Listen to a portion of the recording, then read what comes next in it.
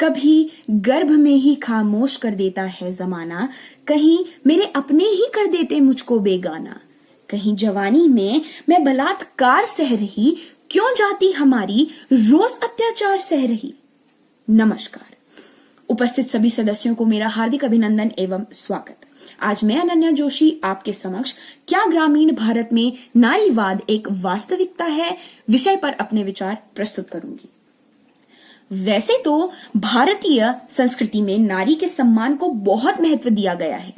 संस्कृत में एक श्लोक भी है, यस्य पूज्यन्ते नार्यस्तु तत्र रमन्ते देवताः, अर्थात जहां नारी की पूजा होती है वहां देवता निवास करते हैं। किंतु वर्तमान में जो ग्रामीण क्षेत्रों में हालात दिखाई देते हैं उसमें नारी का हर जगह अपमान ही होता चला आ रहा है। नारीवाद से जुड़े आंदोलन के तीसरे चरण के बाद भी ग्रामीण और पिछड़े इलाकों में महिलाएं आज भी शोषण के उसी पुराने ढर्रे को झेलने के लिए मजबूर हैं। पिछले 200 सालों से महिलाओं के संघर्ष से सरकारी नीतियों में कुछ बुनियादी बदलाव आए तो है, लेकिन ग्रामीण क्षेत्र अभी भी अपनी पारंपरिक रूढ़ियों को साथ लेकर आगे बढ़ रहे हैं।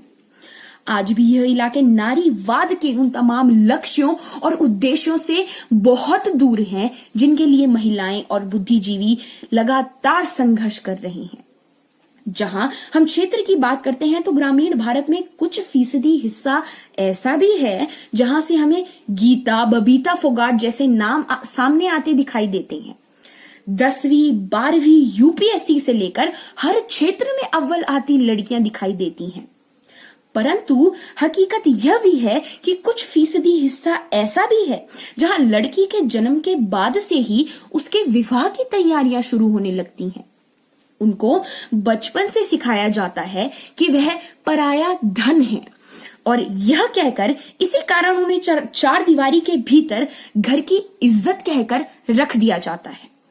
मेरे विचार में ग्रामीण भारत हमेशा इसे स्त्री को या तो देवी मानता है या फिर उसे एक वैश्या कहकर नकार देना चाहता है। यहाँ स्त्री को सहजता से स्त्री मानकर जीने देने की प्रक्रिया ही विकसित नहीं हुई है, परंतु फिर भी ग्रामीण स्त्रियों ने अपना सम्मान और मनोबल न खोया। उदाहरण के रूप में मैं आपको एक यूनेस्को द्वारा सम्मानित अखबार के बारे में बताती हूँ।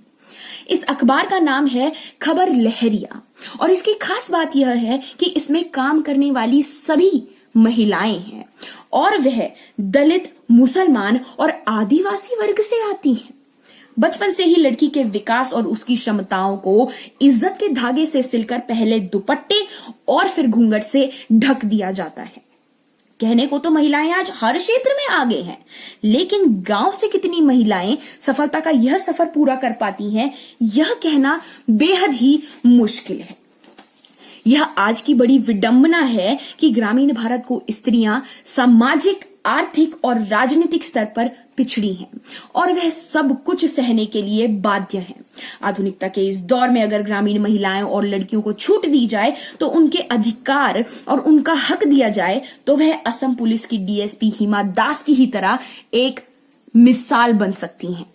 अंत में अपने विचारों को विराम देते हुए मैं यही कहना चाहूंगी कि नारी ही सीता, नारी ही काली, नारी ही प्रेम करने वाली, नारी ही कोमल, नारी ही कठोर, नारी के बिना इस दुनिया का कहां कोई छोर। धन्यवाद।